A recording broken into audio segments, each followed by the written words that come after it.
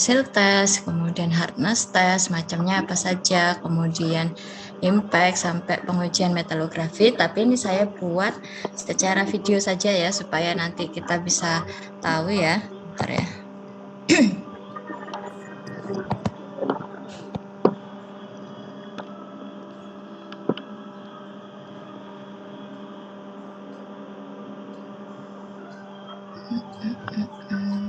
Bentar.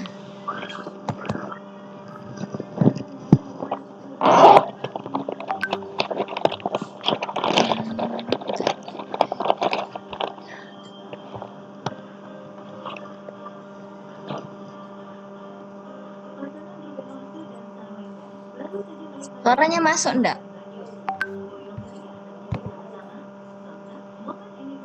Oh? Belum ada Bu suaranya Bu. Ada Bu. Iya. Carane tunggu. Ali aku. Kan saya harus share suara ya. Sebelah mana ya? New share sound.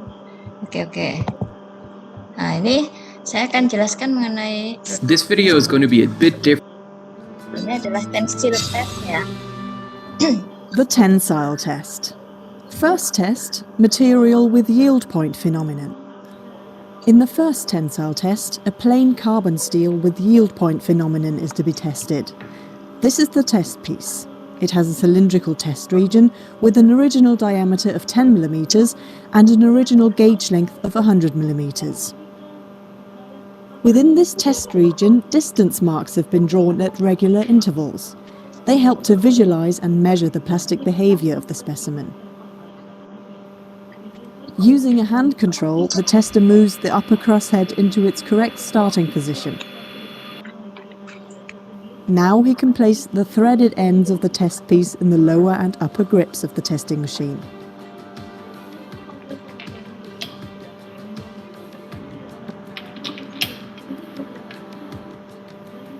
In the next step, he swings the extensometer into its working position and checks that everything is correctly prepared. Then he selects all necessary testing parameters on the control computer. Ready. The test starts and the extensometer's sensor arms are carefully pressed onto the test piece. This way, the gauge length can be measured throughout the whole tensile test. The gauge length is displayed at the bottom right-hand corner of the screen. At the beginning, it amounts to 100 millimeters. During the tensile test, the test piece is slowly and constantly elongated with a standardized speed. The force that the test piece opposes to the imposed elongation is recorded and can be seen at the bottom left-hand corner of the computer display. The material behavior can best be observed in a force elongation diagram. The force F is being plotted upwards on the vertical axis, the elongation delta L towards the right on the horizontal axis. At first, the force rises rapidly. Force and elongation are proportional and form a steep, straight line in the diagram. In this area, the material behaves elastically. If the test piece were to be unloaded from this area, it would spring back completely to its original length. In materials with yield point phenomenon, the end of the elastic area can be seen clearly. The plastic deformation starts abruptly and is accompanied by a sudden drop of force. If the test piece were to be unloaded now, it would not spring back to the original length, but instead show a permanent elongation. In the next stage of the tensile test, an almost constant force level with slight fluctuations occurs. This phenomenon is called the Luders effect. After a certain strain, known as the Luder strain, the force increases again. The material opposes an increasing force against the imposed elongation. Its strain hardens. Up to the point of maximum force, the test piece is strained uniformly along its length. This means that the test piece gets longer and thinner but keeps a cylindrical shape.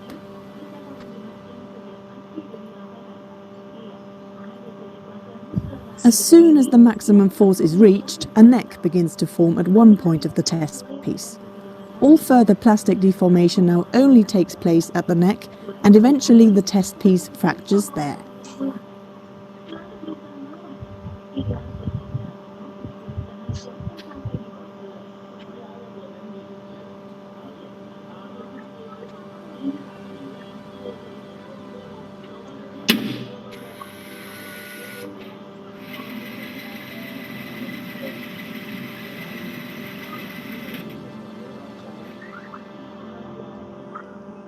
In the recorded force elongation diagram, the force FEH at the upper yield point can clearly be seen. This is the highest force the test piece can sustain elastically. FEL is defined as the force at the lower yield point, Fmax as the maximum force. Using these forces, the strength properties of materials can be calculated. The upper yield strength REH is calculated by dividing the force FEH by the original cross-sectional area S0. The lower yield strength REL is defined in a similar way. The maximum force divided by the original cross-sectional area is called tensile strength Rm. In the last step, the tester swings the extensometer back into its resting position and removes the broken test piece.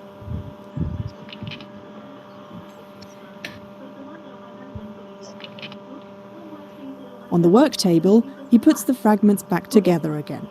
With the help of the distance marks, the percentage elongation after fracture can be determined. This is the permanent strain after fracture and amounts to about 30% in this example. Please note that the percentage elongation after fracture depends on the length to diameter ratio. By measuring the smallest diameter at the point of fracture, the percentage reduction of area can be calculated.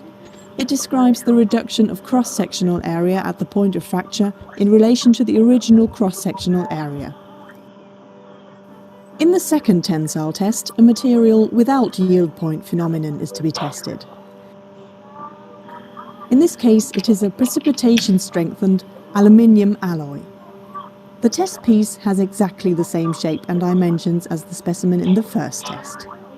It is cylindrical, with an original diameter of 10 mm and an original gauge length of 100 mm. After fitting the test piece into the testing machine and panning the extensometer into its working position, the test can start.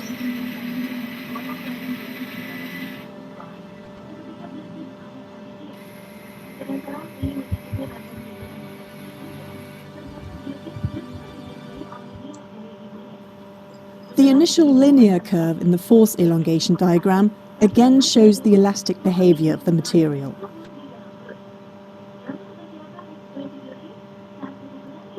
But this time, the end of the elastic area is not revealed by a sudden drop of force or any distinct change.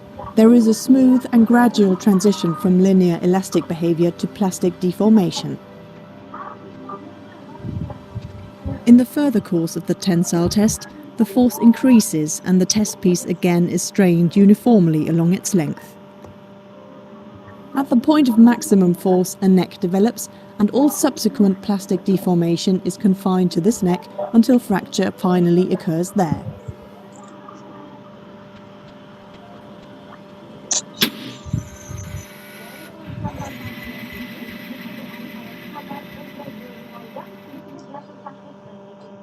As a common substitute for the yield strength, the 0.2% proof strength is used. It is the stress that causes 0.2% of plastic deformation in the material. And this is the way to calculate it. First of all, the elongation that corresponds to 0.2% of strain has to be computed. For an initial gauge length of 100 mm, the result is 0.2 mm. In the force elongation diagram, a straight line parallel to the elastic line is drawn through the offset point of 0.2 mm of elongation. The force at the intersection point of the offset line with the force elongation diagram is designated as Fp 0.2. This is the force that causes a plastic strain of 0.2%. the 0.2% proof strength Rp 0.2 is equal to Fp 0.2 divided by the original cross-sectional area S0. Tensile strength, percentage elongation after fracture, and percentage reduction of area are calculated in the same way as in the first test.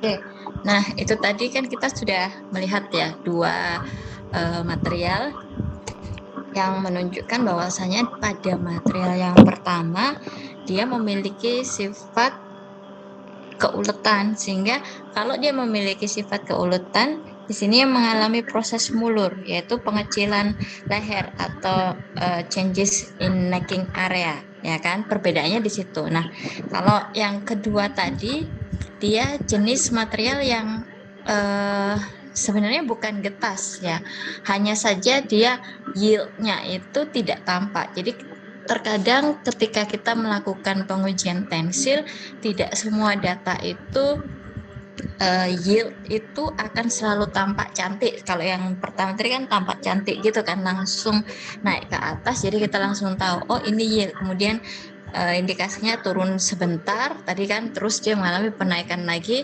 sampai dia menjadi deformasi plastis, ya kan.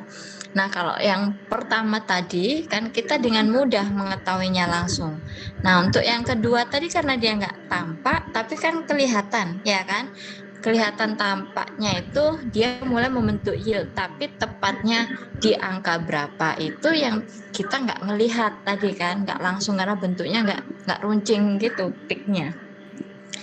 Makanya tadi dengan cara metode offset itu kita menggunakan roughly mengambil angka aman 0, tadi 2%, ya kan, sehingga itu tinggal dikalikan tadi kan 0,2 tadi kan. Nah, itu kita tinggal tarik garis yang sejajar dengan garis kemiringan tadi, slope tadi. Nah, dari situ nanti titik perpotongannya itu adalah bagaimana kita menentukan yield dari material kita tadi. Nah, dari situ nanti tinggal kita lakukan perhitungannya.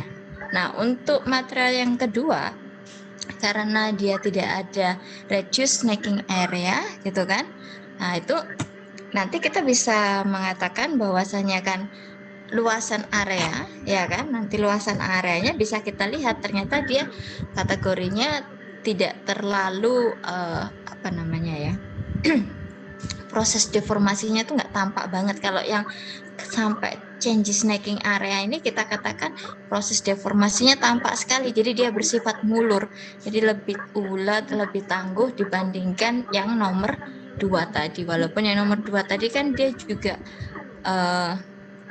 apa ya, dia juga muncul grafiknya kan panjang juga ya. Bentar ya, saya tunjukkan begini.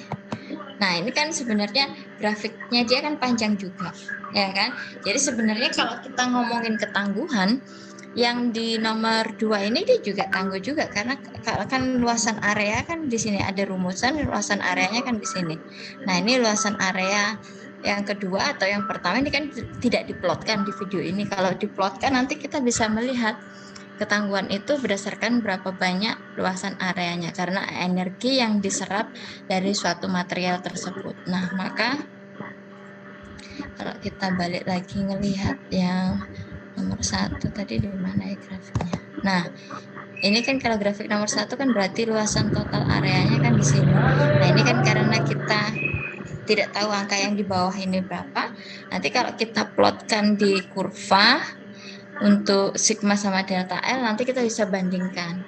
Nah, nanti ada suatu material yang terkadang dia begini langsung jret, berhenti saja di sini. Maka luasan areanya ya hanya sekitar di sini saja. Sehingga kalau dia luasannya tadi sedikit, maka kita bisa kategorikan kemampuan material tersebut dalam menyerap suatu energi tidak terlalu banyak, ya kan? Nah, maka kita kategorikan dia adalah material getas. Sebentar ya, kalau saya cari.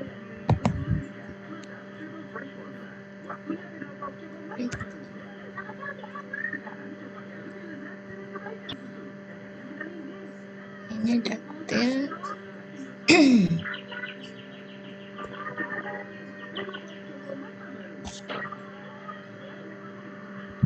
Ini coba ya saya lihat yang ini.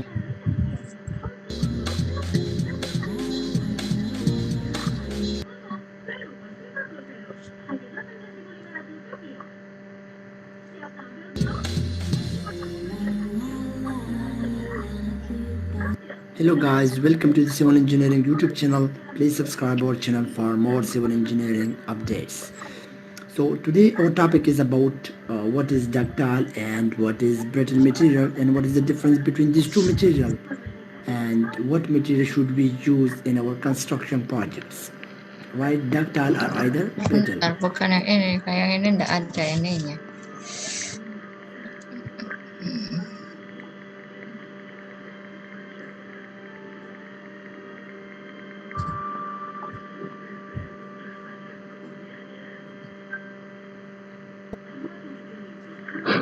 Nah, jadi ini hampir sama. Bisa pencet.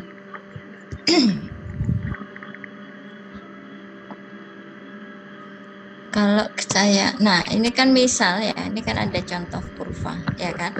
Ini kalau yang seperti ini, misalnya kita membandingkan suatu material seperti ini, berarti material yang ini adalah material getas. Awalnya tadi saya cuma butuh kurva ini. Nah kalau yang ini kan dia membentuk yield point, ya kan? Terus ini mulai turun, kemudian dia menuju ke ultimate strength, ya kan? Nah ini kalau kita bilang bahwasannya luasan yang di bawah kurva ini sampai ke sini, ini kan kalau kita arahkan kepencet, sorry. Ini kalau ini saya tarik garis, ya kan? Ini ini kalau saya tarik garis ini sejajar sama yang ini, maka luasannya sekian, lebih besar dibandingkan luasan yang ini. Nah luasan yang ini hanya sekian saja, maka kita kategorikan dari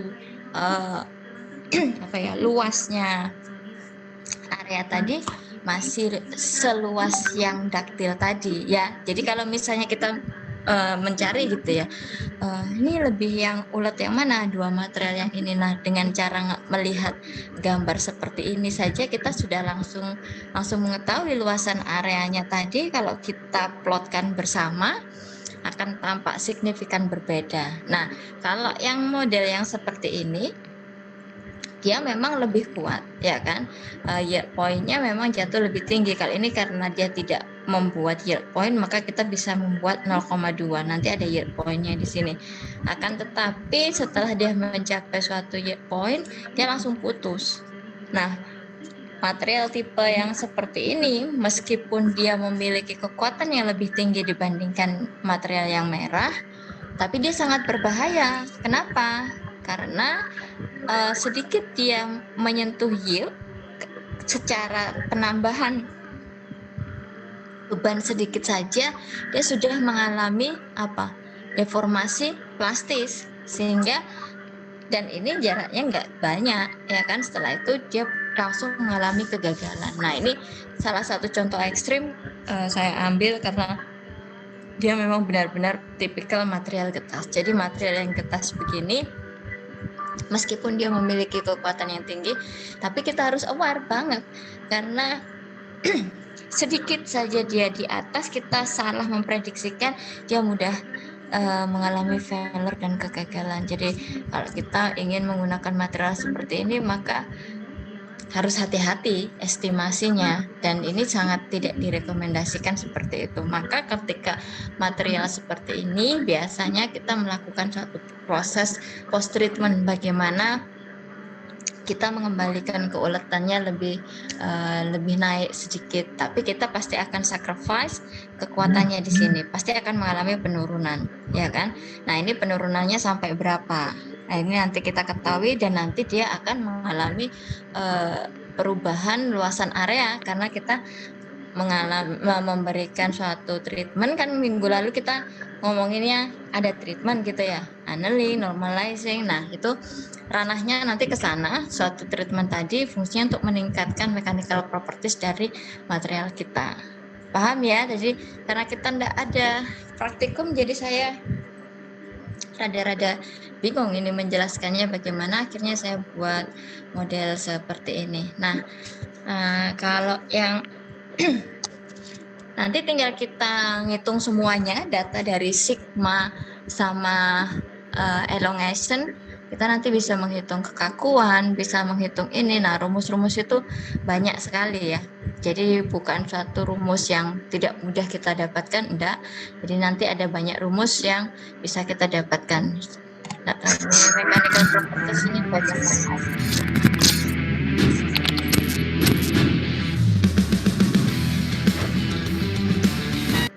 Be a bit different to my usual videos, but I want to talk about material properties and the words we use to describe them.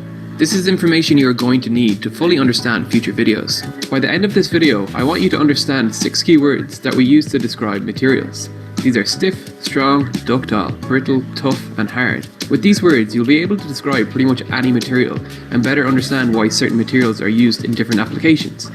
More technical videos like this will be uploaded to my second channel from now on, which you can subscribe to by following this link. I'll try and back up the technical stuff with interesting real-world examples. First, we are going to learn what a tensile test is. A tensile test is a fundamental test in material mechanics. It's performed by pulling a sample of material apart until failure, while measuring the force and displacement. It provides us with something called a stress-strain curve, which tells us a lot about the material's reactions to forces. In this scenario, the stress is defined by the force applied to the test sample, divided by the cross-sectional area. This gives us units of newtons per meter squared, which you may recognize as the metric unit for pressure, pascals. Stress goes on the y-axis. Strain describes how much deformation has occurred with that applied force, and it is found by dividing the change in length by the original length. This is placed on the x-axis. Let's watch this test again, and see what information we can get from the stress-strain graph. As the stress rises, the material begins to deform. This initial linear region is elastic deformation. That means if we remove the force, the material will regain its original shape. Think of how a rubber band can deform hugely and still come back to its original shape. The end of this linear elastic deformation is marked by the yield point. From here out, any additional stress will cause permanent deformation. This is called plastic deformation. The stress continues to rise until it hits the ultimate tensile strength point. This is the ultimate strength of the material, the most stress it can handle. From here, less stress is needed as the material begins to decrease in cross-section, which you can see happening here. This is called necking. This continues until the material fractures. We can get a lot of really useful information from this graph. The first is Young's modulus, otherwise known as the elastic modulus. This describes how stiff the material is, and it is obtained by finding the slope of this linear region. A steeper slope means a stiffer material. For example, a high carbon steel may look like this, whereas a flexible material with the low Young's modulus, like rubber, would look like this. This graph is not to scale, but it should give you an idea of how this information is represented. Young's modulus is one of the most used properties in engineering, as we can use it to predict deflection in a huge range of scenarios. Yield strength and ultimate tensile strength are two other important properties. An engineer will divide the yield, or ultimate strength, by the safety factor to achieve the max allowable stress, which is used to influence the design of the product. Usually engineers will aim to keep the max possible stress well below failure, but safety factors differ between industries. So we've seen a stiff material and a flexible material. Now let's look at a material in between. This material can be described as tough and ductile. Tough simply means the material can absorb a lot of energy without breaking. The area under the graph here defines how much energy is absorbed. Ductile means it deforms under pressure. The two previous materials could also be considered ductile. Spring steel is a tough and ductile material with a high yield strength, which is why it is used in springs.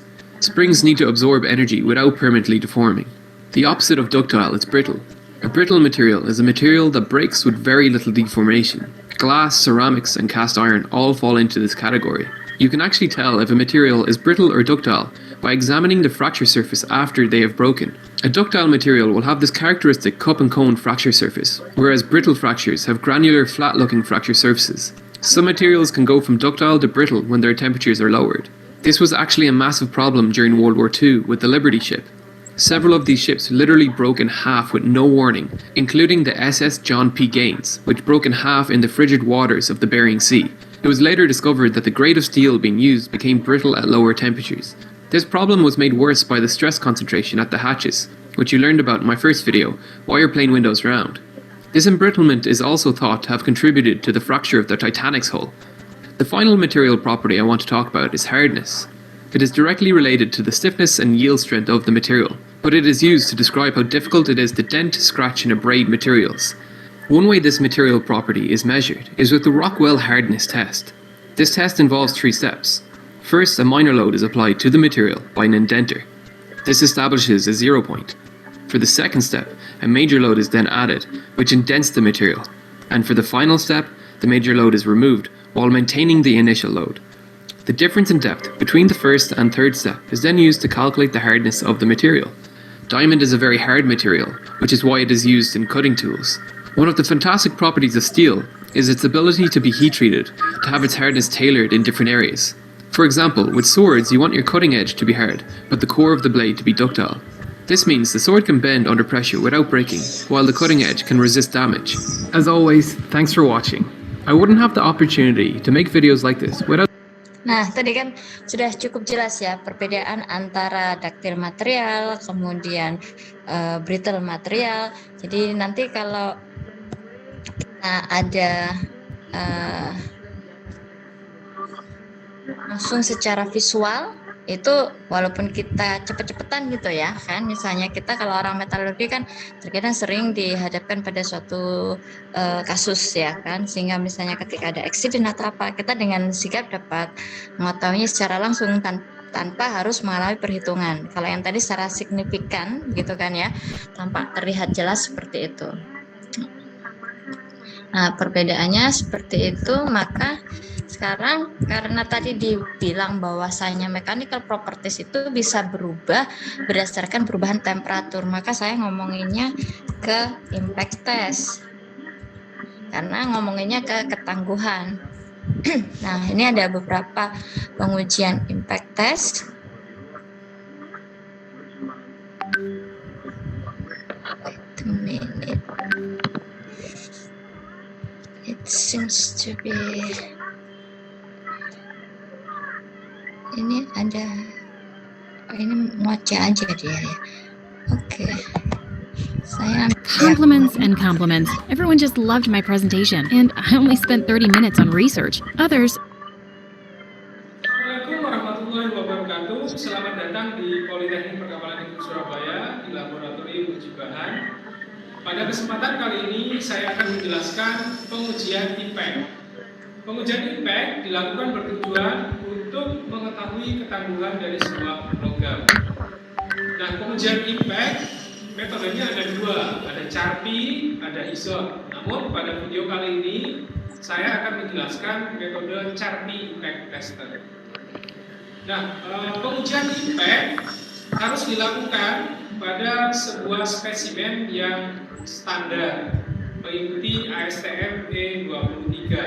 Nah, standar spesimen impact sendiri adalah 10 x 10 x 55 mm. Pengujian impact bertujuan untuk mengetahui ketangguhan sebuah material logam. Selain itu juga bisa dipakai untuk mengetahui temperatur transisi dari sebuah logam.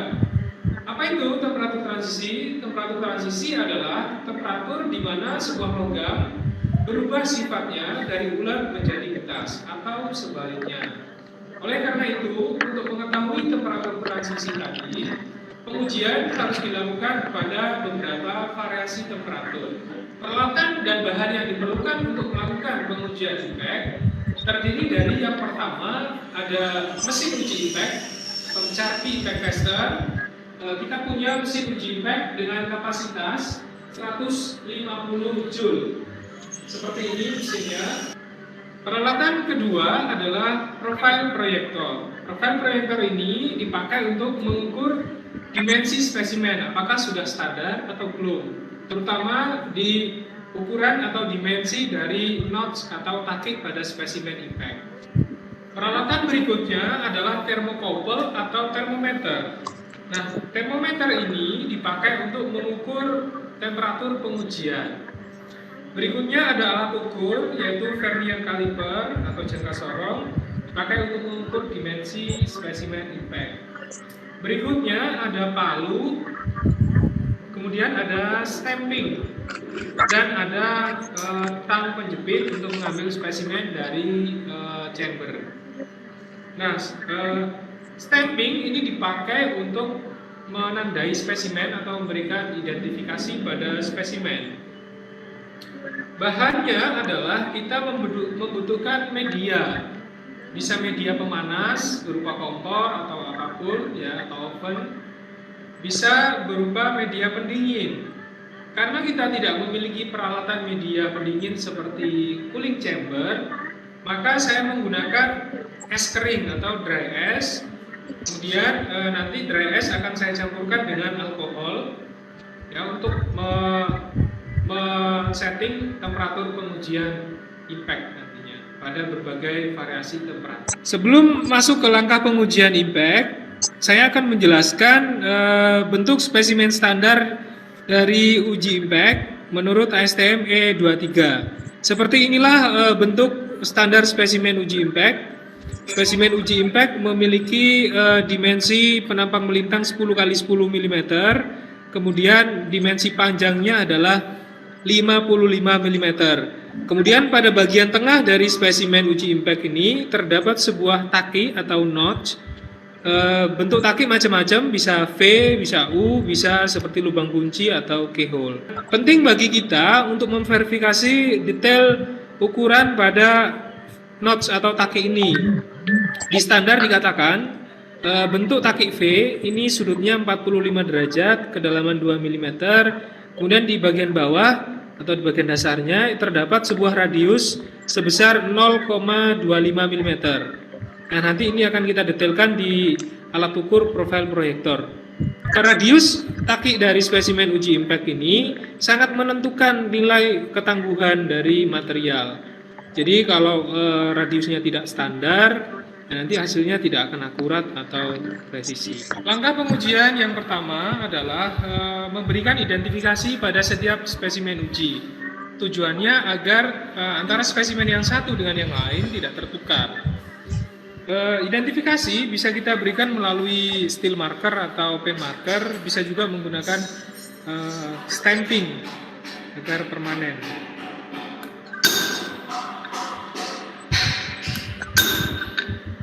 Identifikasi ini kita berikan di kedua ujung spesimen, sehingga manakala spesimen ini nanti patah jadi dua, kita bisa tahu pasangannya yang mana.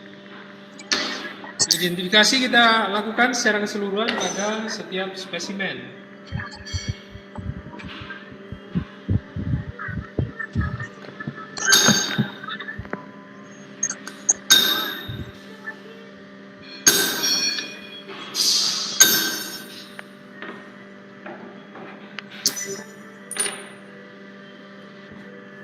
Berikut ini adalah spesimen yang telah diberi identifikasi agar tidak tertukar antara spesimen satu dengan yang lain. Langkah berikutnya adalah melakukan pengukuran dimensi pada setiap spesimen. Dimensi apa yang diukur? Ya, pertama kali kita harus ukur dimensi penampang melintangnya ini, ya, lebarnya, ya. Kita ukur lebarnya berapa, standarnya 10 mm. Nah, setelah itu kita ukur lebarnya, kemudian kita ukur ketebalannya. Ketebalannya juga 10 ya. Kemudian setelah ini kita ukur panjang dari spesimen ini. Standarnya adalah 55. Nah, setelah kita ukur, selanjutnya adalah kita ukur detail dimensi dari notch-nya ini menggunakan profil proyektor. Untuk melakukan pengukuran detail dimensi pada taki atau notch, kita perlu menggunakan alat profil proyektor. Pertama kita nyalakan profil proyektor dengan tombol power. Kemudian setelah nyala, kita letakkan spesimen di mejanya. Jika gambar permukaan spesimen di layar ini belum fokus, kita fokuskan dengan cara menaikkan atau menurunkan eretannya.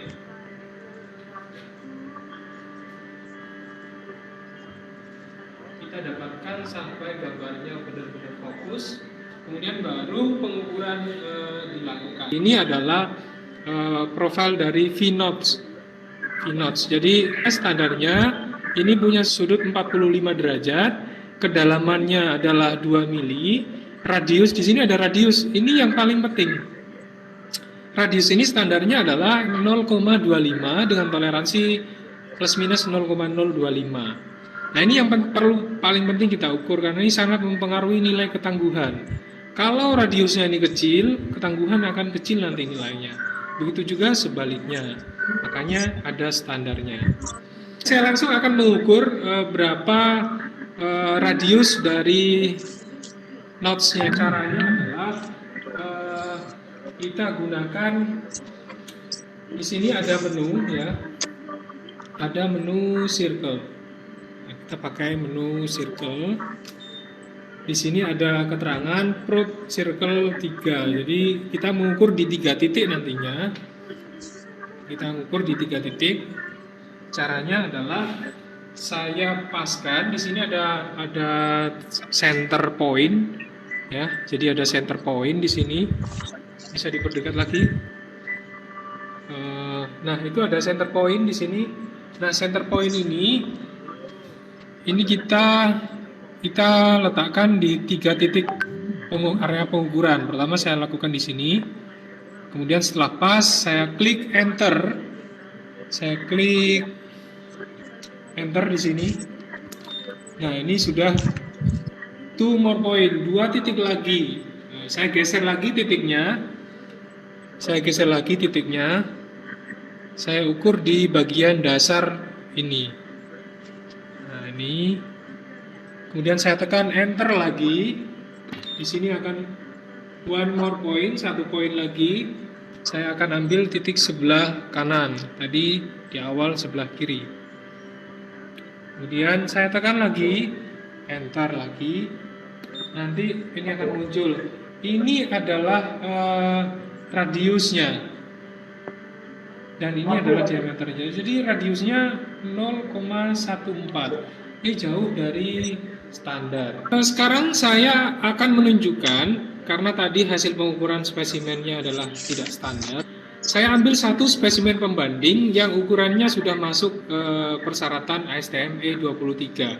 Ini ada 2 spesimen saya gandeng. Yang bawah ini adalah yang tadi, yang radiusnya sebesar sekitar 0,14. Kemudian ini adalah spesimen yang ukuran radiusnya memenuhi standar. Nah, terlihat perbedaannya, ini radiusnya kecil sekali. Yang diminta 0,25, hasil pengukuran tadi sekitar 0,14. Sementara kalau kita lihat ini adalah kurang lebih radius yang memenuhi standar. Ada perbedaan. Kemudian kalau kita lihat sepintas, di sini sudut dari notesnya, ini saya yakin ini tidak 45. Ini yang 45 yang atas.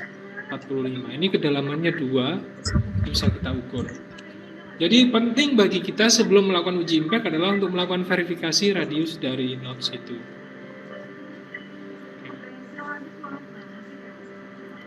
Sebelum melakukan pengujian, saya akan menjelaskan fungsi dari masing-masing bagian pada mesin ini. Yang pertama, ada pendulum atau striker. Pendulum atau striker ini punya beban punya massa sebesar 96,5 Newton. Kemudian panjang length of arm-nya, panjang armnya adalah 0,8 meter, di mana sudut yang terbentuk antara starting position ini dengan garis normalnya adalah 160,43 derajat.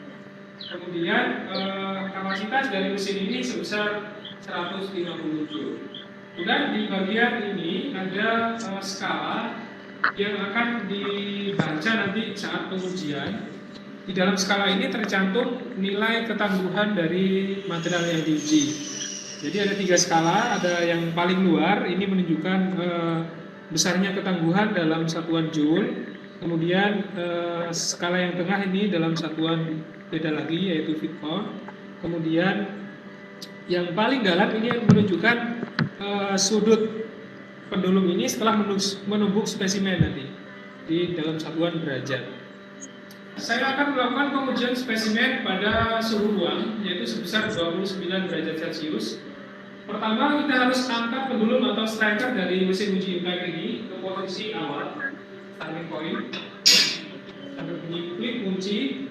Kemudian langkah berikutnya, langkah kedua, kita atur skala penunjuk, ya, skala penunjuk nilai ketangguhan pada posisi 0 juga. Dengan cara menekan pin di sini, kemudian kita putar hingga jarum penunjuk ini berada pada posisi 0 derajat.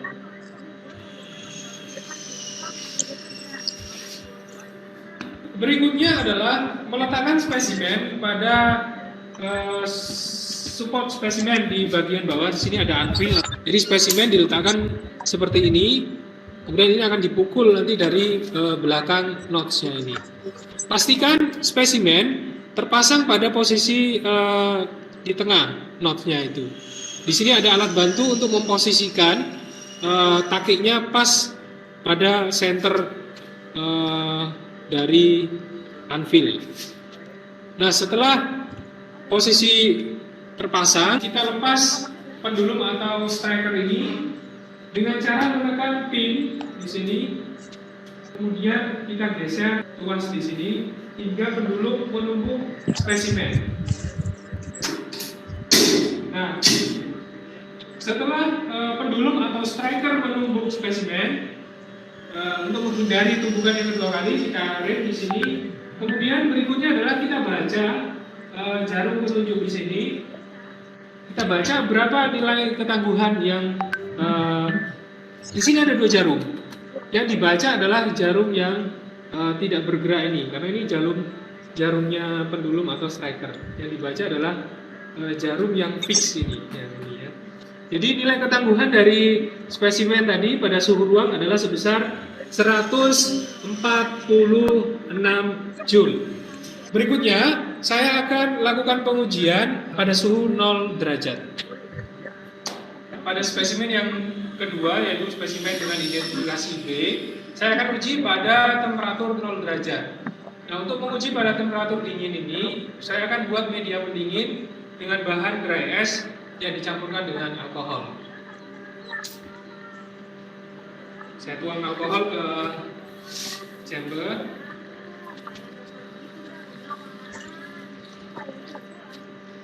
Ya, kemudian kita ukur suhunya berapa supaya jangan sampai terlewat.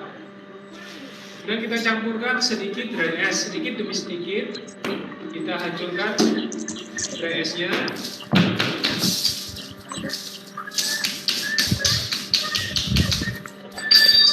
Kemudian kita campurkan ke dalam alkohol sini hingga dicapai suhu 0 derajat.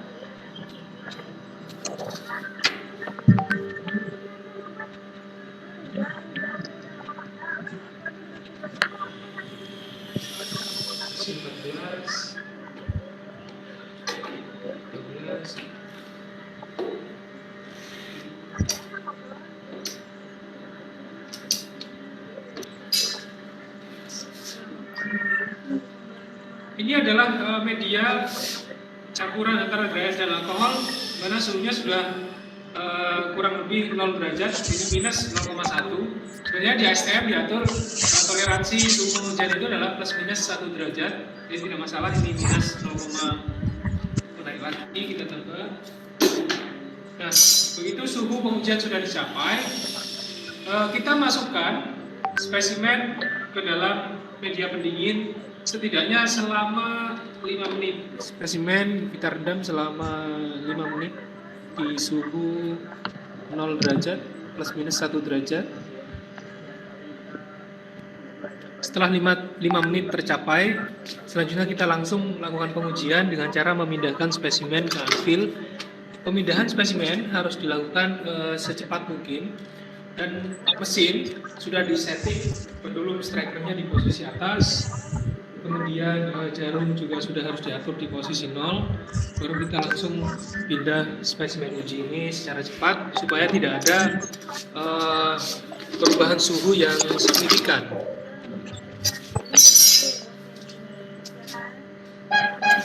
Kemudian langsung kita pukul.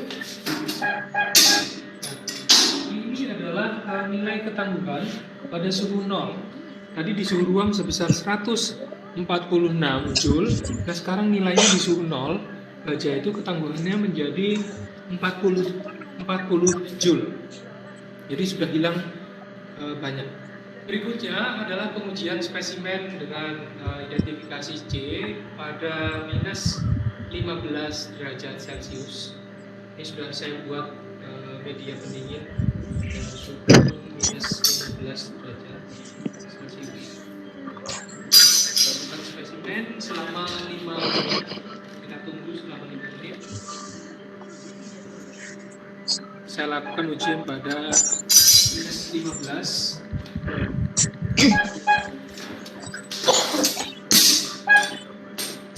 Dan ini nilai ketangguhan spesimen baja tadi pada suhu minus 15, yaitu sebesar 20 Joule. Ya. Berikutnya adalah pengujian spesimen pada suhu minus 30 derajat. Jadi suhunya sudah mencapai minus 29,8. Saya akan masukkan spesimen dengan identifikasi D selama 5 menit. Setelah 5 menit tercapai, selanjutnya saya akan uji pada suhu minus 30 derajat Celcius.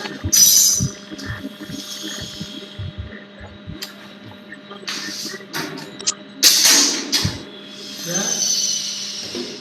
Hasil ketangguhan logam pada minus 30 derajat Celcius sebesar 12 Joule. Berikutnya adalah pengujian spesimen pada suhu minus 45 derajat Celcius. Kita dinginkan spesimen kurang lebih 5 menit. Pengujian spesimen pada suhu minus 45 derajat Celcius.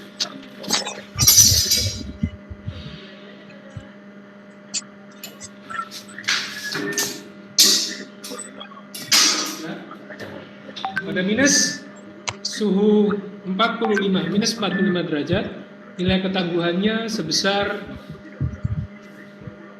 5 Joule. Yang terakhir adalah pengujian spesimen pada suhu minus 60 derajat Celcius. Ini sudah saya buat medianya dengan suhu minus 60,4. Masukkan 5 menit. Pengujian spesimen pada suhu minus 60 derajat Celcius.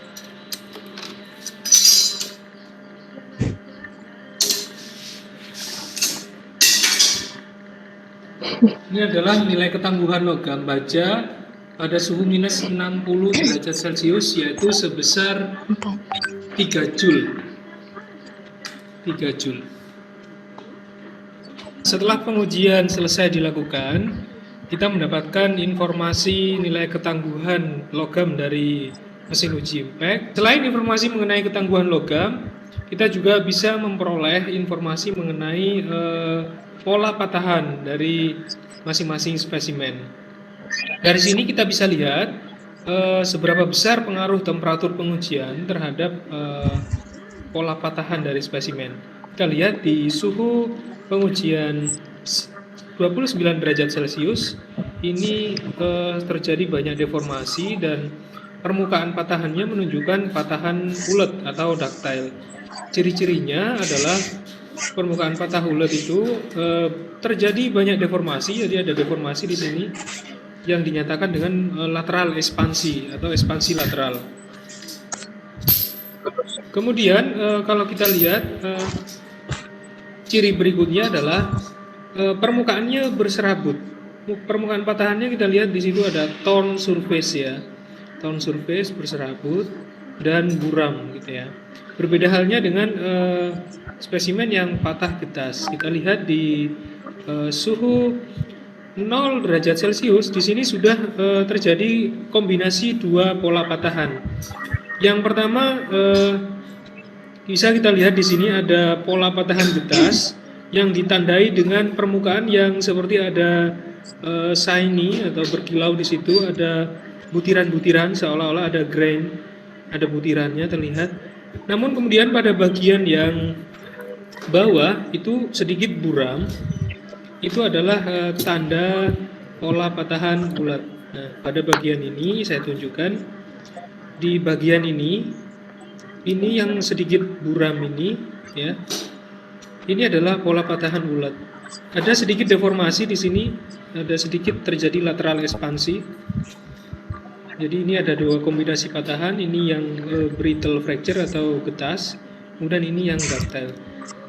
Di suhu minus 15 derajat Celcius juga masih terlihat ada dua kombinasi pola patahan di sini. Ada brittle fracture, dan ada sedikit sudah mulai semakin berkurang ductile fracture-nya di sini. Ya, lateral ekspansinya sudah mulai berkurang, semakin kecil lagi, hampir tidak ada. Kita lihat di suhu minus 30 derajat Celcius. Ya, ini pola patahannya sudah nyaris hampir 100% brittle fracture. Nah, ini pola patahannya sudah nyaris 100% brittle fracture. Hampir tidak dijumpai di sini lateral ekspansi, tidak ada deformasi sama sekali. Kalau kita bandingkan dengan yang tadi, yang suhu 0 misalkan, di sini masih ada sedikit deformasi di bagian sini. Ini ada deformasi. Kemudian di suhu minus 45, pola patahan sudah 100% brittle fracture, ya. Berbutir berkilau, tidak ada lateral ekspansi, nyaris 0. Ya, tidak ada deformasi. Nah, di suhu minus 60 derajat, ini sudah patah jadi dua. Permukaan patahannya 100% brittle juga. Ini permukaannya flat, hampir flat, tidak ada deformasi. Nah, itu adalah informasi yang bisa kita peroleh dari pengujian impact. Yang pertama ketangguhan, kemudian pola patahannya, brittle atau fracture, kemudian temperatur transisi. Ini bisa kita olah di dalam sebuah aplikasi, misalkan Excel, kita olah datanya. Pengukuran lateral expansion atau ekspansi lateral bisa ditentukan dengan cara mengukur besarnya deformasi yang terjadi. Yaitu ini kita ukur seberapa besar terjadinya perubahan. Nah, ini kita ukur. Ini ada deformasi, kita ukur di sini. Nah, tentu ini ada pelebaran. Dimensi awalnya tadi adalah 10 mm. Nah, ini setelah kita ukur jadi 12,2. Nah, lateral ekspansinya adalah 12,2 dikurangi 10. Itu adalah lateral ekspansinya. Semakin dingin, semakin tidak ada lateral ekspansi. Misal saya ambil sampling minus 45. Kalau saya ukur, di sini lateral ekspansinya hampir tidak ada nih. Lateral ekspansinya hampir tidak ada. Baik, demikian mengenai pengujian impact. Itu tadi adalah penjelasan mengenai CARPI impact testing. Kurang lebihnya mohon maaf. Sampai jumpa lagi di video berikutnya. Wassalamualaikum warahmatullahi wabarakatuh. Nah, baik. Nah, tadi kita sudah melihat bahwasannya ternyata dari 100% brittle juga mengukur besarnya deformasi yang terjadi. Yaitu adalah dari gambar ini, ya kan, ini kan transformasi temperaturnya memang dia dibikin sampai ekstrim mungkin ya, sampai minus 60. Minimal pengujian impact itu adalah 3 temperatur minimal, ya kan. Jadi kalau yang di sini dia membuat 6, itu akan lebih baik lagi. Salah satunya kalau seandainya pengaplikasian temperatur material yang akan dipakai itu di bawah room temperatur, maka semakin kita menselect ya atau memilih banyak temperatur di bawah 0 derajat itu dengan secara signifikan seperti ini, sehingga kita bisa mengetahui trennya nanti. Oke. Kayak seperti yang tadi dibilang, oh ternyata maka pola patahan di sini akan terlihat sangat berbeda. Nah, ini kalau bisa juga kita melihatnya juga, ini kan temperaturnya kan yang tertinggi adalah room temperatur, juga bisa kita buat dia temperaturnya lebih tinggi lagi, misalnya 100 derajat Celcius begitu ya. Nah kalau 100 derajat Celcius ya kita didihkan air gitu kan, kemudian sampelnya tadi dimasukkan di air yang mendidih tadi selama 5 menit, kemudian baru dilakukan proses impact test, maka nanti akan terlihat seberapa banyak energi yang mampu diserap oleh material pada temperatur 100 derajat Celcius. Jadi kalau misalnya suatu contoh, kenapa sih kita perlu memahami mechanical properties material yang berdasarkan perbedaan temperatur? Tadi kita sudah melihat kalau aplikasi material kita misalkan bekerja tidak hanya pada room temperatur, oh ternyata material kita tuh lebih banyak bekerjanya pada temperatur di bawah 0 derajat. Jadi material kita adalah jenis material cryogenik, material-material yang temperaturnya rendah. Nah kalau seperti itu bisa juga, jadi kita ekstrim melihat yang di bawah 0 derajat karena aplikasinya di situ. Kemudian kalau seandainya misal ya kan, kalau CHARP ini kan nggak bisa temperaturnya yang tinggi sekali kan nggak bisa ya. Kalau yang sampai ratusan derajat Celcius dan lain sebagainya, nanti kita punya pengujian yang lain lagi, ya, thermal analisis yang lain lagi, kita nggak pakai impact lagi. Nah, kalau yang di sini mungkin bisa sampai 100 derajat Celcius saja, tapi kalau misalnya 500, 700, 800 kita sudah nggak bisa pakai impact di sini, ya. Dan nanti ada pelajaran karakterisasi material yang khusus thermal analysis, ya kan. Nah itu kita akan mempelajari banyak.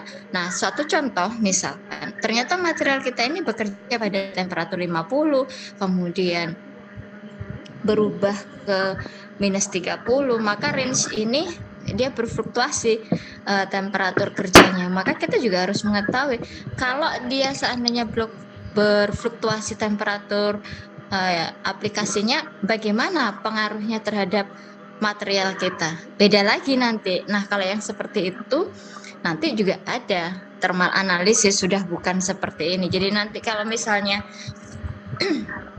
kita panaskan, kita dinginkan, kita panaskan, kita dinginkan, kita panaskan, kita dinginkan, sampai berapa kali siklus dia mampu menerima tadi. Nah itu ada lagi nanti di thermal analysis, seperti itu ada lagi. Jadi perhitungan suatu properties material itu memang macam-macam ya kan, dan bagaimana kita mengkarakterisasi suatu material itu sangat dipengaruhi juga dengan misalkan implementasi material ini akan dipakai seperti apa, kemudian lingkungan environment-nya akan seperti apa. Maka ketika kita melakukan pengujian, penentuan metode itu pun juga sangat berpengaruh. Jadi makanya kalau kita orang material semuanya kita pelajari, tidak ada yang nggak kita pelajari. Nah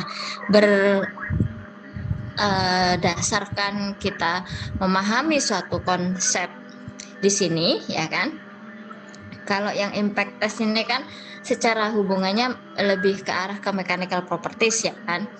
Walaupun dia juga ada hubungannya ke perubahan temperatur, tapi perubahan temperatur yang di sini tidak terlalu ekstrim sekali ya kan. Misalnya tidak sampai ke ratusan ribu. Kalau ke sampai ratusan ribu nanti kita ngitungnya dengan metode yang berbeda lagi. Nah kalau yang dari sini, misalkan aplikasinya tadi simple.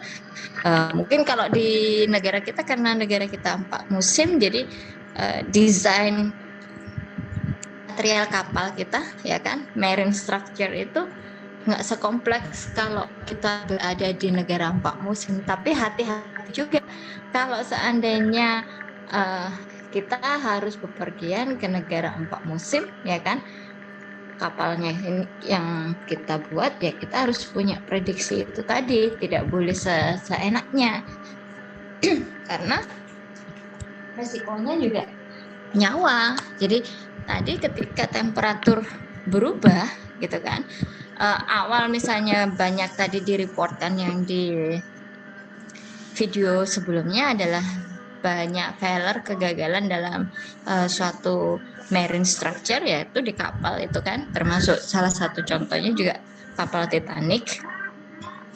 itu sebenarnya karena bukan semata-mata kemudian dia langsung getas gitu, tidak, tapi sebenarnya material di struktur kapal itu dia mengalami degradasi seperti ini, ya kan. Awalnya mungkin dia di temperatur yang biasa saja atau nggak terlalu dingin, atau mungkin masih 0 derajat gitu ya, karena memang dia musim dingin. Kemudian dia berlayar dengan temperatur yang lebih dingin lagi karena dia berada di lautan es. Nah, maka kalau kita lihat struktur dia kan sudah berubah. Kalau dia tidak dipicu oleh seperti pukulan atau hentakan sesuatu, mungkin dia masih selamat itu kapal. Tapi karena dia menabrak gunung es sedikit, jadi sedikit sedikit stimulate pukulan begitu. Nah, dia sangat mudah sekali untuk crack, dan crack itu akan cepat mengalami propagation. Propagation itu bertambah. Nah, karena crack propagationnya cukup cepat, itu terjadi ketika material itu memiliki structure brittle compare dan ductile. Kalau yang ductile seperti ini kan tadi dibilang masih ada sisanya ini ya. Nah, ini menunjukkan kalau material itu masih mengalami deformasi, sedangkan yang pada temperatur sangat rendah sekali, material sama sekali tidak memiliki waktu untuk berdeformasi. Jadi crack itu ketika dia datang, tumbuhnya langsung cepat, propagasinya langsung cepat gitu.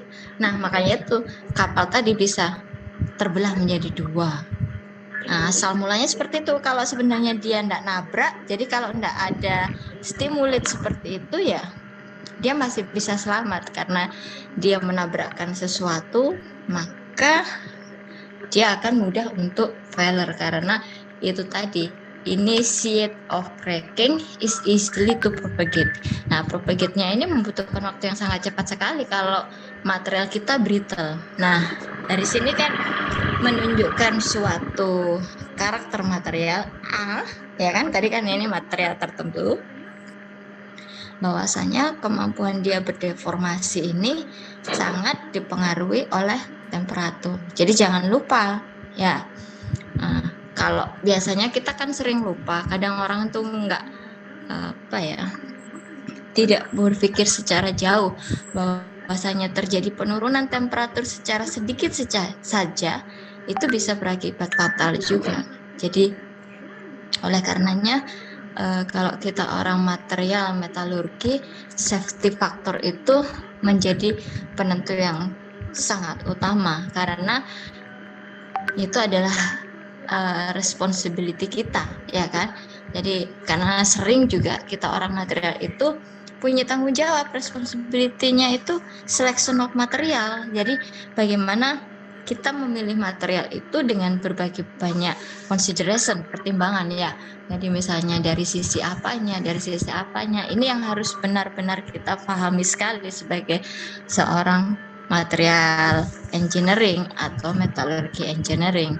Karena kedua aspek-aspek ini sangat berpengaruh ya.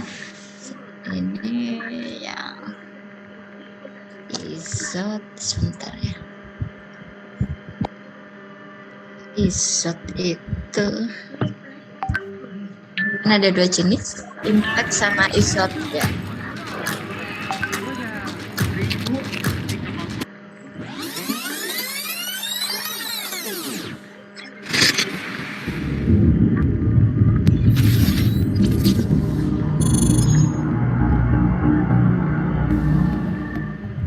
Hello friends, welcome to my channel Civil Engineering Forum. Today we are going to talk about an experiment in the subject Mechanics of Structure 1 named IZOD Impact Test. यह टेस्ट हम लेबोरेटरी में परफॉर्म करेंगे ताकि हम मटेरियल्स की property identify कर सकें. The aim of this experiment is to study the effect of impact load on material by IZOD Impact Test. मतलब इस एक्सपेरिमेंट से हम कोई भी मटेरियल के ऊपर अगर इम्पैक्ट लोड आए, दैट इज़ अचानक से अगर कोई लोड आता है तो उससे इसके ऊपर क्या इफेक्ट आती है वो हम डिटेल में स्टडी करेंगे. by performing an experiment with the help of IZOD impact test. Then the apparatus required for this test, मतलब इक्विपमेंट जो भी रिक्वायर्ड है इस टेस्ट के लिए वो है इम्पैक्ट टेस्टिंग मशीन और टेस्टिंग सैंपल्स। मतलब ये टेस्ट परफॉर्म करने के लिए हमें जो इक्विपमेंट मशीनरी चाहिए उसे बोलते हैं impact testing machine. And we need to prepare the samples, मतलब जो भी मटेरियल हमें टेस्ट करना है उसके सैंपल्स IS कोड के दिए गए हुए डायमेंशन से बने हुए चाहिए। और यहाँ पर हमारे पास जो मटेरियल सैंपल्स है वो है एल्यूमिनियम, आयरन, कॉपर और ब्रास के। And now we will move towards the introductory part of this test. In the design of many types of structures and machines, impact loading is considered as an important factor. मतलब कोई भी स्ट्रक्चर या फिर machine design करने से पहले हमें जो मटेरियल यूज़ होने वाला है उस स्ट्रक्चर या फिर मशीनरी बनाने में उसकी प्रॉपर्टीज़ आइडेंटिफाई करना बहुत ज़रूरी बन जाता है। और उस प्रॉपर्टी में इम्पैक्ट फैक्टर बहुत ही इम्पोर्टेंट रोल प्ले करता है। The material used as a structural member or a part of a machine under impact must have a high absorption capacity of energy in elastic action. मतलब हम जो भी material use कर रहे हैं वो स्ट्रक्चर या फिर मशीनरी बनाने के लिए उसकी एनर्जी एब्जॉर्बिंग कैपेसिटी इनफ होनी चाहिए। और ये एक्सपेरिमेंट आइजोड इम्पैक्ट टेस्ट परफॉर्म करके हम इम्पैक्ट एनर्जी एब्जॉर्बिंग कैपेसिटी सभी मटेरियल्स की आइडेंटिफाई करेंगे। The object of this test is to determine the energy absorption capacity of materials under impact load. मतलब इस एक्सपेरिमेंट का जो मेन पर्पस है वो है ये एनर्जी एब्जॉर्प्शन कैपेसिटी को मेजर करना। Energy of the blow will cause the rupture of the test specimen. और यहाँ पे हमने जो टेस्ट स्पेसिमेन लिए वो है brass, iron, aluminium and copper. मतलब इस टेस्ट में इस मशीनरी से जो ब्लो लगेगा उसके द्वारा हमारे सैंपल पे रप्चर यानी कि फेलियर देखा जाएगा। A notch in the specimen is provided. मतलब स्पेसिमेन में इस तरह का नॉच प्रोवाइड किया जाता है according to the Indian standard. The use of the notch causes high localized stress concentration which artificially reduces ductility and makes all specimens fail from the same portion. मतलब ये नॉच यहाँ पे प्रोवाइड करने से high localised stress concentration produce होता है। मतलब एक ही जगह पे बहुत सा स्ट्रेस प्रोड्यूस करती है ये, जो आर्टिफिशियली इस सैंपल की डक्टिलिटी को घटा देता है and makes all specimen fell from the same portion. मतलब सभी स्पेसिमेन को यहाँ से फेल करने के लिए ये हम नॉच यहाँ पे प्रोवाइड करते हैं। दिस इज द डायग्राम और figure of this specimen what we are using in this. So according to Indian standard सभी डायमेंशंस मैंने यहाँ पे दिखाए हैं। जो उसका क्रॉस सेक्शन है 10 mm cross 10 mm and length of the specimen is 75 mm। और नॉच कहाँ पे प्रोवाइड करना है वो भी मैंने यहाँ पे डिटेल में दिखाया है। ऊपर से एकदम 28 mm पे and the blow direction is over here जो कि नॉच से 22 mm पे है। और क्योंकि ये वी शेप नॉच है इसे हम 45 डिग्री वी नॉच भी बोल सकते हैं। So friends, now we'll move towards the experiment. So starting with the experiment of IZOD impact test, ये हमारा impact testing machine है जिसमें हम 4P impact test भी कर सकते हैं। But here we are concentrating on IZOD impact test only. तो ये पूरा एक IZOD और 4P impact testing का मशीन है जिसके अलग अलग कंपोनेंट्स भी आपको यहाँ पे दिखाई दे रहे हैं। तो आज हम इस मशीन की मदद से अलग अलग मटेरियल की energy absorbing capacity due to impact loading जानेंगे और ये सभी मटेरियल्स की कैपेसिटी का मैग्नीट्यूड हम मेजर करेंगे।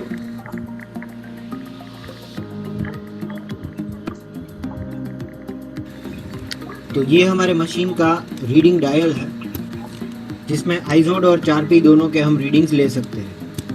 जहाँ पे अंदर की तरफ जो रीडिंग्स दिखाई दे रहे हैं वो आइजोड इम्पैक्ट टेस्ट के लिए है और बाहर की तरफ जो भी रीडिंग्स दिए हैं वो 4P इम्पैक्ट टेस्ट के लिए दिए गए हैं। And as listed in the dial, जैसा कि डायल में दिया गया है 1 division is equal to 2 joules. तो क्योंकि हम यहाँ पे एनर्जी मेजर कर रहे हैं तो इसका यूनिट रहेगा जूल्स और 1 डिवीजन का यूनिट यहाँ पे है 2 जूल्स। तो इस हिसाब से हम वैल्यू मेजर करेंगे। फिर अगर हम बात करें सेटअप की तो इस लेवल से हम 4P इम्पैक्ट टेस्ट परफॉर्म कर सकते हैं और इस लेवल से हम आइजोड इम्पैक्ट टेस्ट परफॉर्म करेंगे। और इस डायल में से जो है वो हम वैल्यू मेजर करेंगे।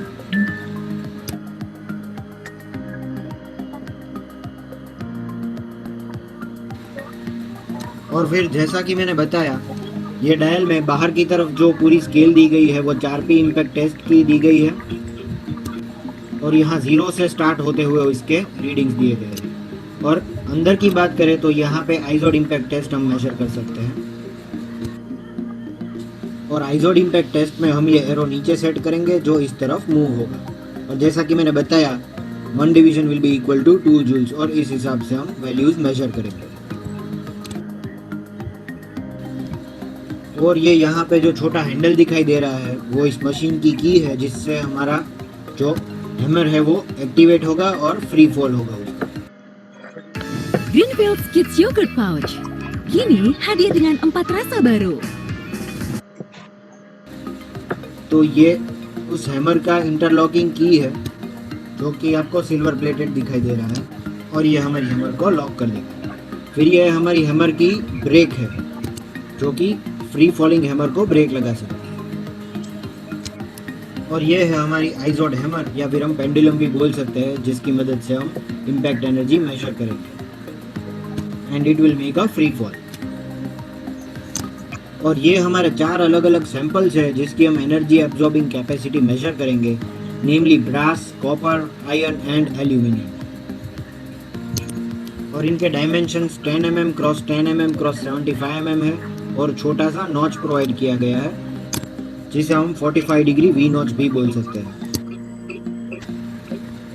और ये नॉच प्रोवाइड करने से क्या होगा कि जहाँ से हम चाहते हैं वहाँ से ही फेलियर होगा और अनइवन अननोटिस्ड फेलियर इस सैंपल में नहीं हो पाएगा।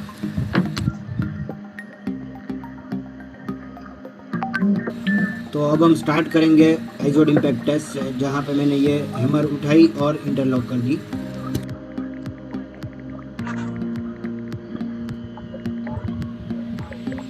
फिर हमारा नेक्स्ट स्टेप रहेगा एरो को एकदम नीचे सेट करना आइजोड इम्पैक्ट टेस्टिंग के सेटअप के लिए जहाँ पे इसकी बॉटम मोस्ट वैल्यू दी गई है।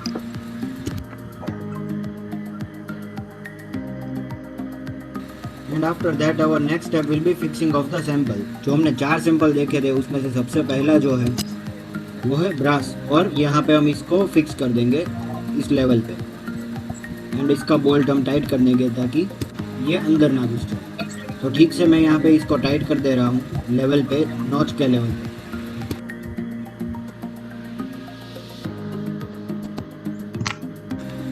फिर मैं इस की को एंटी क्लॉकवाइज घुमा के इस हैमर का फ्री फॉल करूँगा।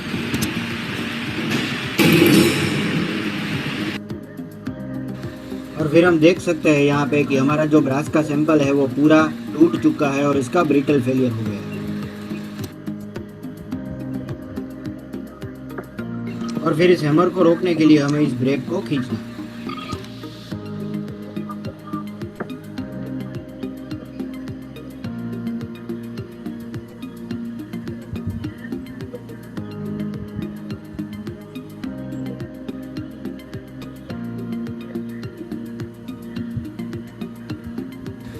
इससे हम बोल सकते हैं कि ब्रास ब्रिटल है और इसका जो है वो ब्रिटल फेलियर हम देख सकते हैं। और इस डायल में हम वैल्यू चेक कर सकते हैं। यहाँ पे 28 डिविजन्स पे आके हमारा एरो जो है वो रुक गया है। इसका मतलब है कि 28 × 2 दैट इज़ 56 जूल एनर्जी इसने इम्पैक्ट में रेजिस्ट की। फिर से मैं इस एरो को 0 पे सेट कर दूंगा यानी कि बॉटम मोस्ट लेवल पे सेट करके नेक्स्ट सैंपल टेस्ट करूँगा। और हमारा नेक्स्ट सैंपल आयरन।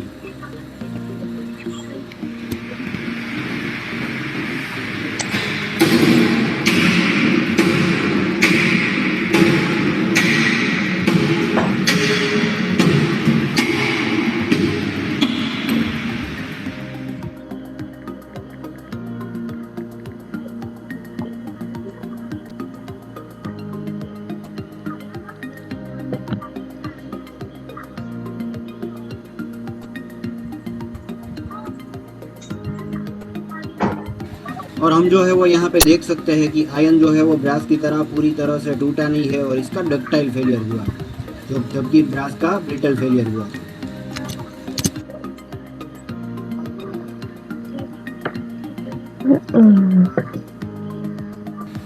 फिर इसका रीडिंग जो है वो 94th डिवीजन पे का है, मतलब 188 जूल एनर्जी इसने रेजिस्ट की।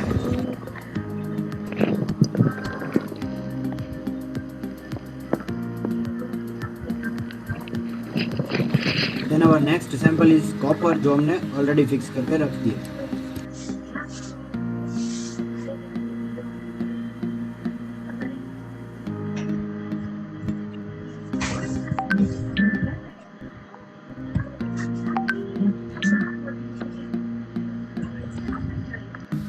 और इस बार जो है वो मैं आपको इस फ्री फॉलिंग हैमर का स्लो मोशन दिखाऊंगा, जिसकी मदद से आप लोग समझ जाओगे कि ये एरो की मूवमेंट किस तरह से होती है।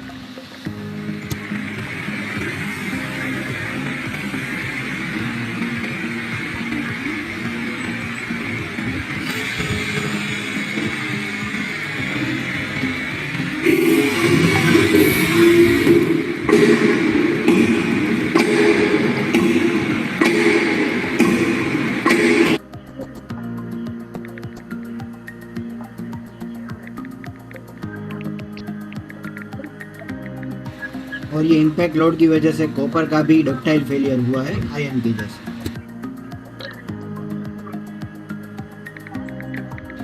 और इसकी वैल्यू है 40 डिविजन यानी कि 80 joule.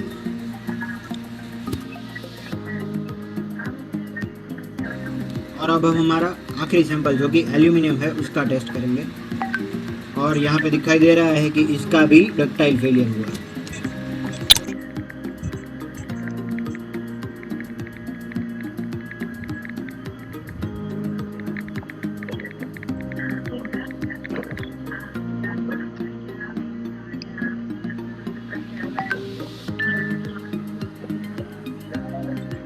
And the value is 41 divisions, that is 82 joules। तो यहाँ पे मैंने सभी सैंपल्स के एकदम डिटेल में फेलियर मोड्स दिखा ना। मूविंग टुवर्ड्स द ऑब्जर्वेशन, यहाँ पे सबसे ज़्यादा जो एनर्जी है वो कंज्यूम की है आयरन ने, that is 188 joule. Then comes aluminium, that is 82 joules. Then copper 80 joules. And सबसे कम जो है वो रेजिस्ट कर पाया है ब्रास। और ये इम्पैक्ट एनर्जी की बात हो रही है। So friends, this is all for today. इस तरह से हम आइजोड इम्पैक्ट टेस्ट परफॉर्म कर सकते हैं। And thank you for watching. Nah, kalau yang dari sampel kedua ini tadi membedakan dua metode. Kalau yang Charpy tadi, If you want to kalau achieve yang better Charpy results, tadi itu kan sampelnya ditaruh di tengah-tengah begitu kan. Kemudian yang dipukul itu tepat notes-nya. Nah, kalau yang metode Charpy itu sampel hanya dipegang di satu sisi saja, kemudian satu sisi dibiarkan bebas, baru nanti yang sisi bebas tadi dipukul oleh hammernya tadi. Jadi kedua metode ini secara umum bisa digunakan, ya kan, untuk pengujian impact testing.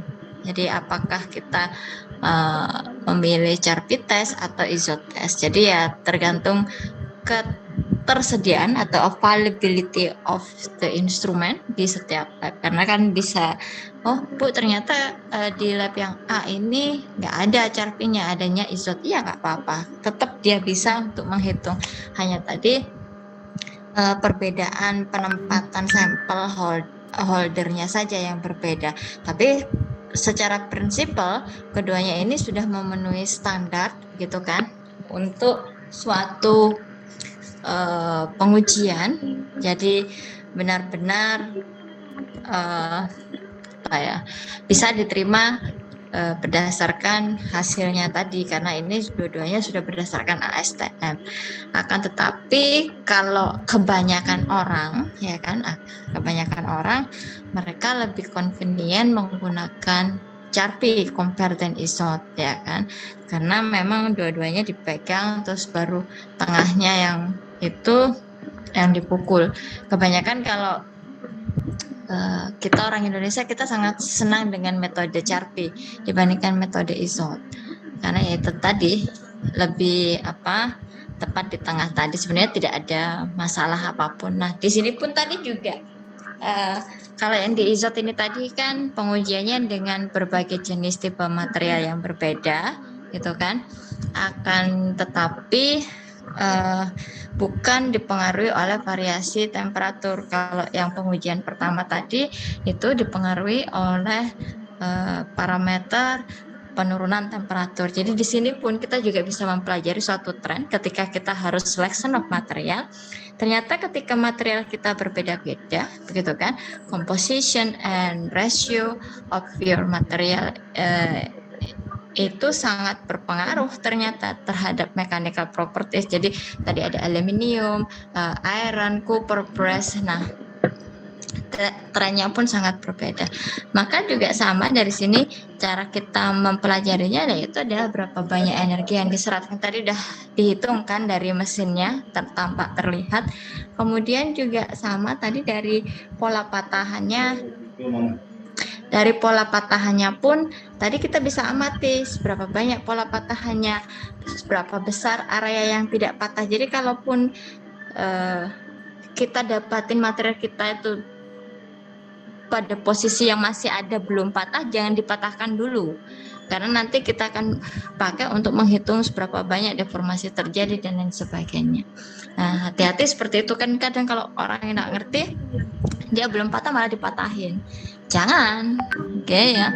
Nah, nanti ini karena kita nanti menghitung berapanya. Jadi kalau memang pada satu titik kita harus menghitung luasan area, baru kita patahkan, kemudian sisa berapa yang dia masih dalam proses deformasi, ya kan, itu kita bisa hitung dari situ luasan tadi masing-masing, dan penampakan dari pattern patahannya pun itu juga bisa kita dokumentasikan. Misalnya sama, kalau dia tadi masih ada sisa yang belum patah, berarti kan masih ada energi yang belum diserap secara keseluruhan. Bukan begitu ya, dia menyerap energi, tapi energi yang dia serap tadi belum sampai mematahkan sampel dia secara 100% patah semuanya, enggak. Nah, itu tadi membuktikan bahwasanya ternyata material yang seperti itu dia masih memiliki tingkat ketangguhan gitu ya. Jadi energi tadi itu belum sepenuhnya mampu, ya kan, belum sepenuhnya mampu untuk mematahkan dia, sehingga dia pun juga mampu menyerap beberapa energi yang lebih besar tanpa dia tidak menyebabkan patah 100%. Paham ya? Jadi kalau kita belajar impact test itu, dua aspek itu yang harus kita pelajari. Jadi penampangnya, energinya, nah seperti itu. Nanti kalau kita lihat lagi secara struktur, kan nanti bisa juga kan potongannya tadi kita bawa ke mikroskop optik gitu kan, kita perbesar.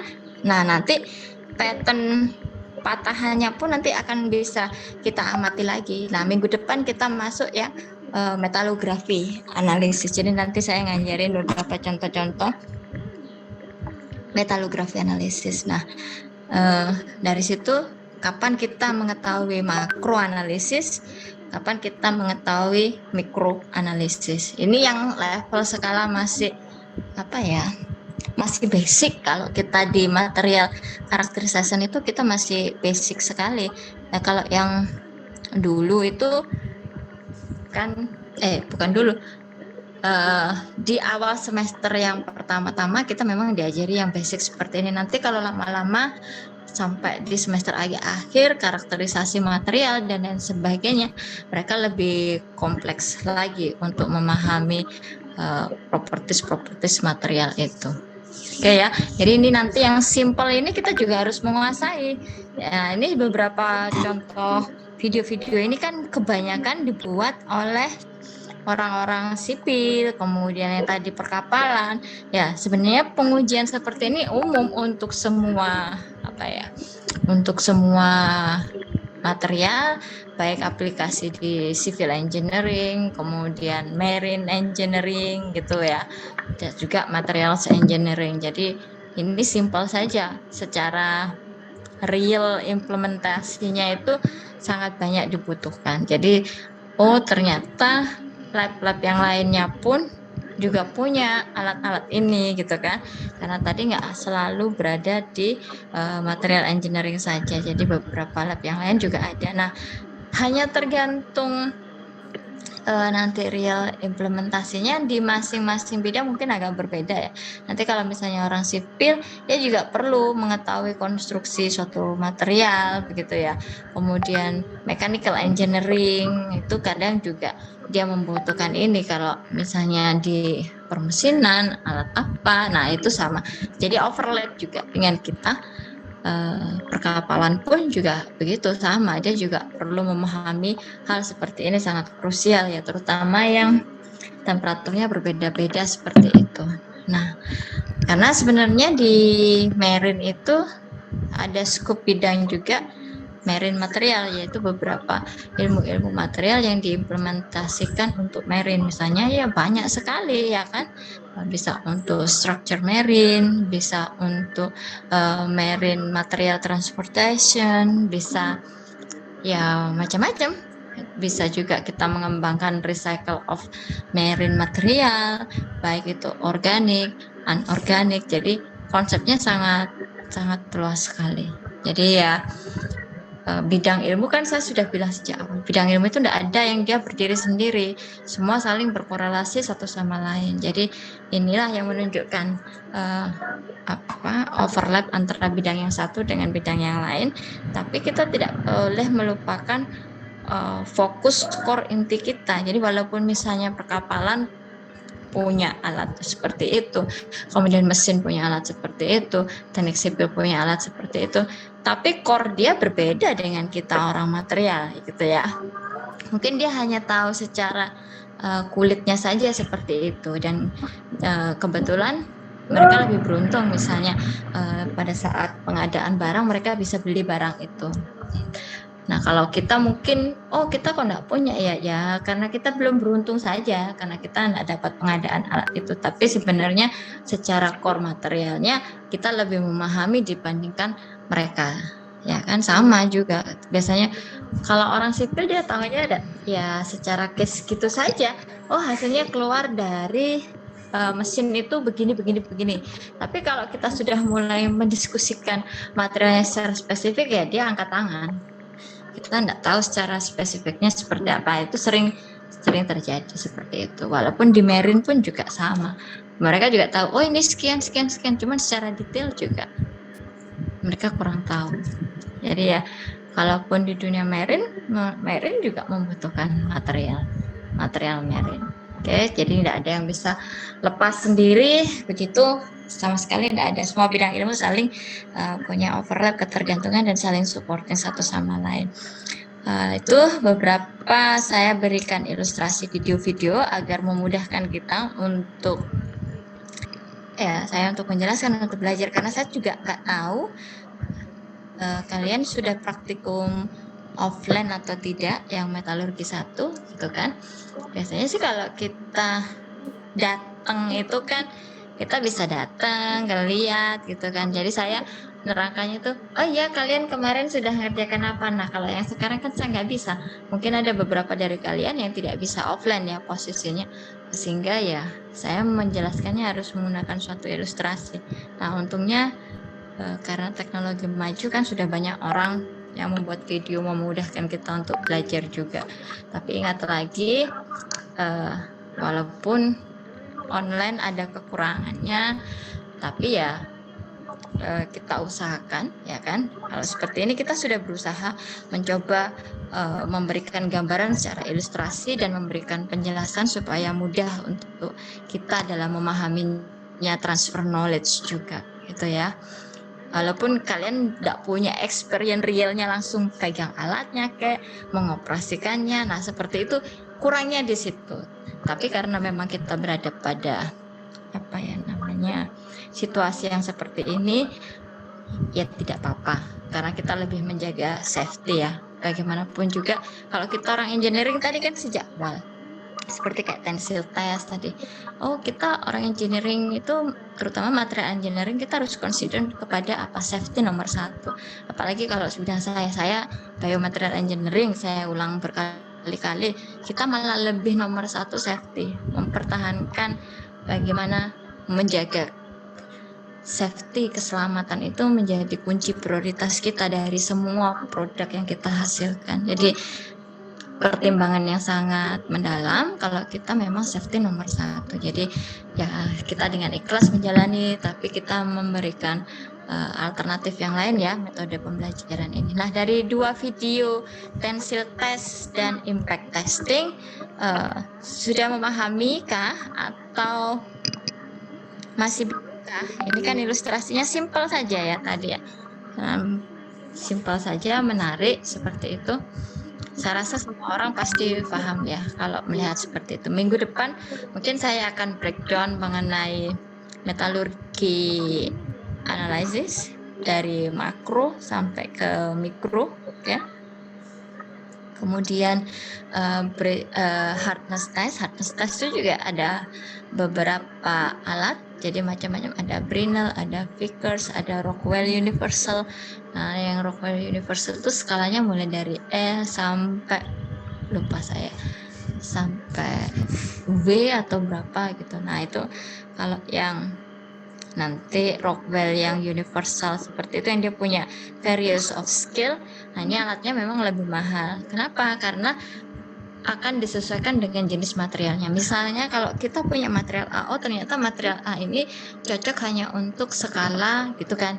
Oh skalanya itu adalah skala F, ya kita gunakan skala F. Jadi kalau material ini menggunakan skala yang B, kita gunakan skala yang B.